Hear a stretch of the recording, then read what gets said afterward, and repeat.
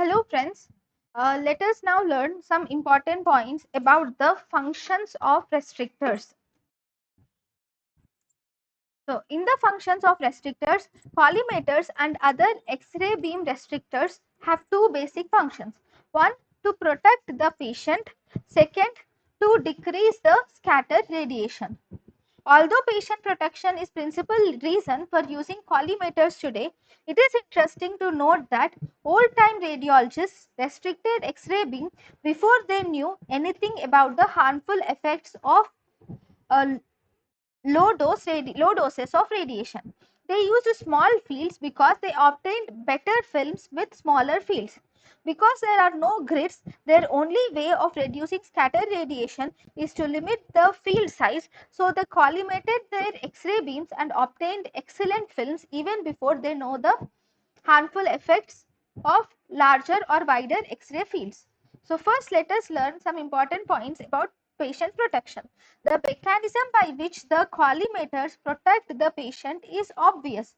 So here there is some penumbra, larger X-ray field, its problem. So smaller X-ray field is good. Smaller the X-ray field, smaller the volume of the patient that is irradiated. So if a 20 into 20 centimeter field is collimated to 10 into 10 centimeter square, the area of irradiation for 20 into 20 centimeter square is 400 centimeter square, which is reduced to 10 into 10 centimeter is around 100 centimeter square. So area is reduced from 400 to 100 centimeter square, that is a four-fold decrease in area and corresponding decrease in volume of the patient irradiated is reduced. So a decrease in field size is especially significant. So area is equal to the S square. So the area is reduced by fourfold. So volume of the patient irradiated is also reduced. So decrease in field size is especially significant as area is the function of a square function. Then the trimming only at few centimeters of the edge significantly decreases the exposed volume of the patient. Then the ideal shape of the radiographic field for maximum patient protection has never been established. Initially, X-ray beam restrictors are round cones, and now they are squares or rectangular collimators are used. So if the cones and cylinders are round, then the X-ray beam restrictors are also round. So X-ray field is round. Now the X-ray beam is square or rectangular because rectangular and square collimators are used. It is argued that X-ray films are rectangular. So we know the X-ray films that we use are rectangular. So if we use a round films, first if you use the round film, round X-ray field for the square or rectangular X-ray film. So X-ray film is rectangular, whereas round fields are present. Round fields expose the portions of patient that are not even included in the film. There are two possibilities. One is outside. The field is more than the X-ray film. If the X-ray field is more than the X-ray film, then the patient is exposed to these areas which are not included in the film. So here, if this size is small, then the film is wasted. So these are not included in the film, so there is excess radiation to the patient. So X-ray beam restrictors were made square because the shape of the X-ray film is also square.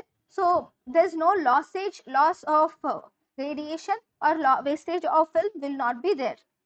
But ideal field shapes should not be dictated by the shape of the part being but the ideal field shapes should be dictated mainly by the shape of the part that is being dictated, and it should not be dictated by the shape of film or collimator.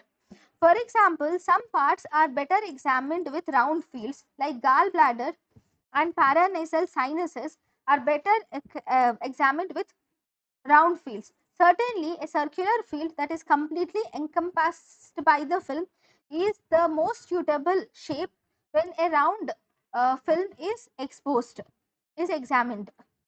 Now, one more important thing that we have to look here is about the beam restrictor sizes. So, let us see if this is the, for example, the aperture diaphragm, that is, this is the, okay, the, so we'll see some important points. Okay, so this is the picture which is showing the X-ray tube. These are the collimators. This is the beam. The beam restrictor has a width or X-ray field size of A, and this X-ray field size at beam restrictor is A, and the X-ray field size on the film is B. Similarly, the distance between the aperture and the X-ray tube is A, and the distance between the X-ray tube and the film is B. So, a formula can be derived, that is A by B is equal to capital A by small b. So, the size of aperture, which is A, divided by the X-ray field. So, size of aperture proportion or a ratio of size of aperture to the size of field is equal to the target aperture and target fill distances. So, the sizes of aperture and X-ray fields are proportional to the target aperture and target fill distances. So, for example, if the aperture size we have to calculate and the film size is given as 15 centimeters and the target aperture distance is 25 centimeters and target film distance is given as 100 centimeters. So, by calculation we get the aperture size as 3.75. Then second function of restrictors is to decrease the scatter radiation with collimators. The quantity of scatter radiation reaching an X-ray film depends on the field size. That is, larger the field size, the more is the scatter radiation.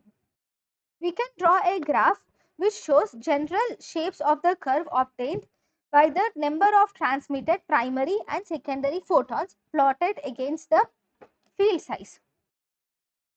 The amount of primary radiation is independent of the field size, whereas the exact contribution of the secondary radiation, depends on the thickness of the part being examined and on the energy of the X-ray beam. The contribution of scatter depends on thickness of the part being examined and the energy of the X-ray beam, whereas amount of primary radiation is independent of the scatter. So, the amount of primary radiation is independent of field size. Amount of primary radiation is independent of the field size. But larger the field size, larger the scatter. So, the number of scattered photons reaching the X-ray film definitely depends on the field size, and they increase as the field size increases. So, smaller as the field size increases, scatter radiation increases and it tapers. So, if you see, the number of scattered photons depends on the field size. Smaller field sizes generate little scatter radiation. As the field size is enlarged, the amount of scatter radiation increases rapidly at first and then tapers off at larger fields. After an X-ray field reaches about 30 into 30 centimeters, the quantity of the scatter radiation becomes maximum, because collimators are only useful in decreasing scatter radiation with small fields. So, we should restrict the size of our X-ray beam as much as possible. Then the next important thing that we have to remember about collimator is that they also affect the exposure factors. So, collimator also affects the exposure factors. Smaller fields will produce little scatter radiation. So, the total blackening of the film decreases as the field size decreases. To keep the film density constant, as you decrease the size of the X-ray field, you must increase the exposure factors. So, these are the important functions of restrictors. Thank you.